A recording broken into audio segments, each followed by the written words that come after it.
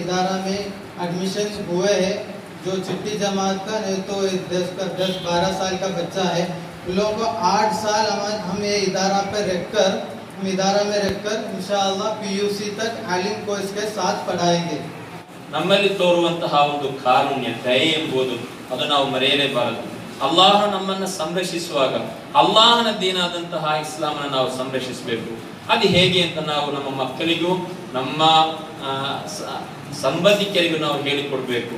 ಅಲ್ಲ, ಇಲ್ಮು ಹಯಾತುಲ್ ಇಸ್ಲಾಂ, ಇಲ್ಮ್ ಆಗಿದೆ ದೀನನ್ನ ಇಸ್ಲಾಮನ್ನ ಆ ಒಂದು ಜೀವನಾಡಿಯಾಗಿ ಅದರ ಬದುಕನ್ನು ಅದರ ಬಾಲ್ಯವನ್ನ ಅಲ್ಲಾಹನು ಸಂರಕ್ಷಿಸುವುದು ಇಲ್ಮಿನ ಮುಖಾಂತರವಾಗಿದೆ.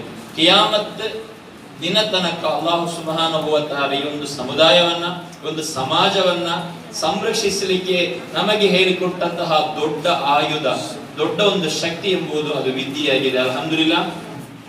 ಇಕ್ರಾ ಬಿಸ್ಮಿ ರಬ್ಬಿಕಲ್ಲದೀ ಖಲಕ್ ಖಲಕಲ್ ಇನ್ಸಾನ ಮಿನ್ ಅಲಕ್ ಇಕ್ರಾ ವರಬ್ಬುಕಲ್ ಅಕ್ರಮ್ ಅಲ್ಲದೀ ಅಲ್ಲಮ ಬಿಲ್ ಕಲಂ. The first word, the first command of Allah to our Prophet Muhammad Mustafa sallallahu alaihi wasallam is Iqra, which means to read. To read. How to read? By the name of Allah.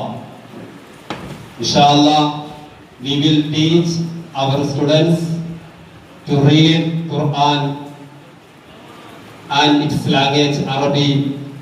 Inshallah, we will teach them English also, Kannada, Hindi, inshallah. ಇದನ್ನು ಮುಂದುವರಿಸಲು ಮತ್ತೊಮ್ಮೆ ಪ್ರಾರಂಭಿಸಿ ಇದನ್ನು ಮುನ್ನಡೆಸಲು ತೀರ್ಮಾನದು ಅಲ್ಲಾಹನ ಒಂದು ತೀರ್ಮಾನವಾಗಿದೆ.